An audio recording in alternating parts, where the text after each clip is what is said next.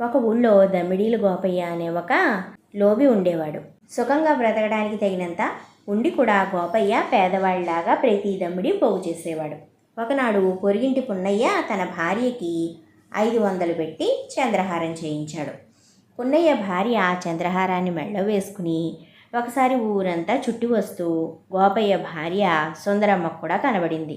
దాన్ని చూసి అటువంటి చంద్రహారం తనకు కూడా కొనిపెట్టి తీరాలని సుందరమ్మ పట్టుబట్టింది. ఎందుకే డబ్బు దండగా, కూటికా గుడ్డకా 500 పెడితే ఎకరం పొలం వస్తుంది, 2 జతల ఎడ్లు కూడా వస్తాయి అని గోపయ్య సుందరమ్మతోటి అన్నాడు.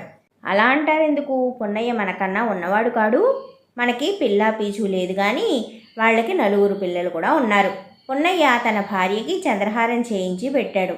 నాకు మీరు ముక్కుపుడకైనా చేయించారు అంది సుందరమ్మ.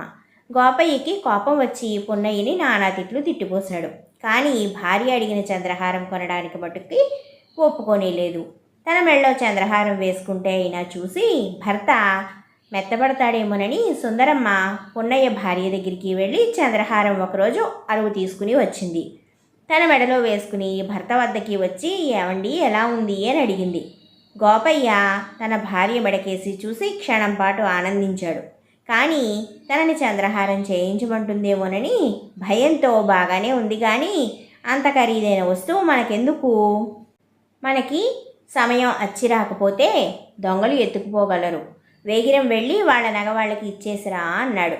బోలెడంత పని ఉంది, రేపు ఉదయం ఇస్తాను అంది సుందరమ్మ. ఆ రాత్రి గడిచిపోయింది.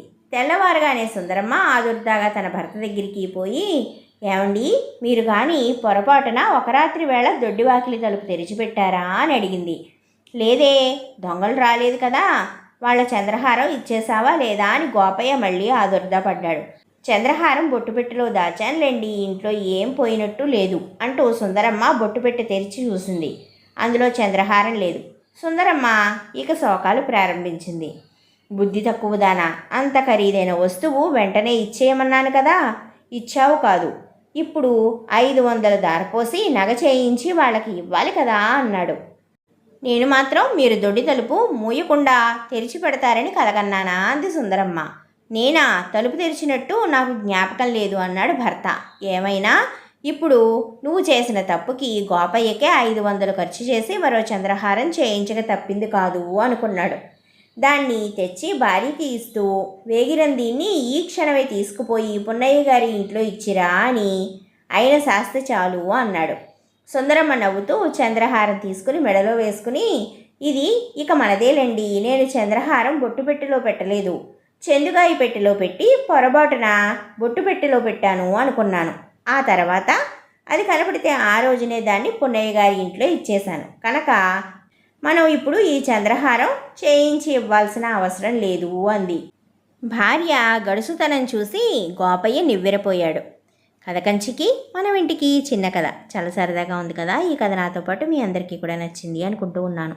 కొత్తగా మీ ముందుకి వస్తూ ఉన్న మా ఛానల్కి మీ సపోర్ట్ చాలా ఇంపార్టెంట్. మర్చిపోకుండా మా ఉమా చందమామ కథల ఛానల్ని సబ్స్క్రైబ్ చేసుకోవడంతో పాటు మా కథని షేర్ చేసి లైక్ చేసి కామెంట్ చేయండి.